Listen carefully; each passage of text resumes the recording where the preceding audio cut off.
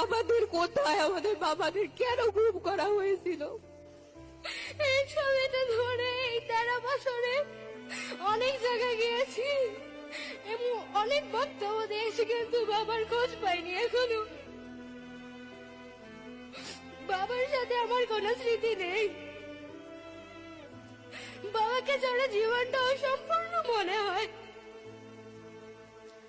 আমরা আমাদের বাবাকে ফেরত চাই। আমি এই হত্যাকাণ্ডের বিচার চাই। তারেক রহমান আঙ্কেল, আপনার কাছে আমার একটা চাওয়া, আমার বাবার হত্যাকাণ্ডের যাতে বিচার হয়। আমার বাবা চলে গেছে, কিন্তু আমার বাবার রক্তের দাগ এখনো শুকায়নি। বাবাকে নিয়ে হাজারো কথা ছিল, যা বাবাকে বলা হয়নি, সুযোগ পাইনি বাবাকে বলার। বাবাকে যখন এই কথাগুলো বলবো, বাবা তো তখন থেকেই নাই। কাকে বলবো কথাগুলো?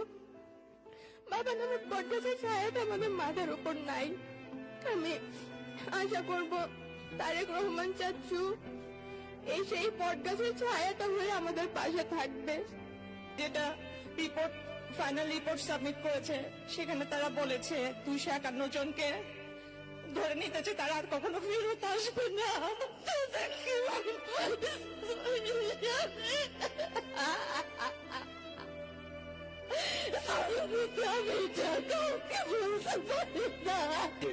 একজন এসেছেন, আপনারা জানেন ঢাকার খিলগাঁয়ে নুরুজ্জামান জনি ভাইয়ের সেই বিচারবিহীন হত্যাকাণ্ডের ঘটনা।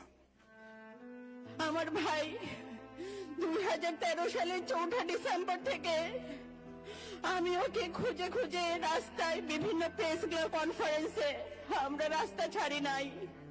আমাদের তুলিয়াপা, আমার আন্টি হাজারা খাতুন ফেসবুকের সামনে বসে আছে। আমার মা এসেছে শেরপুর থেকে, তার 2 চোখে অন্ধ হয়ে গিয়েছিল। একটা চোখ অপারেশন করে ঠিক হয়েছে, আর একটা চোখ ঠিক হবে না কখনোই। আমার মাকে আমি বলেছি, আম্মা তুমি আইসো না কষ্ট করে। বলে, মা তুমি কি বলো? আমি আমার আরেক ছেলে তারেক রহমানকে একটু দেখতাম, তুমি আমার না করো না মা।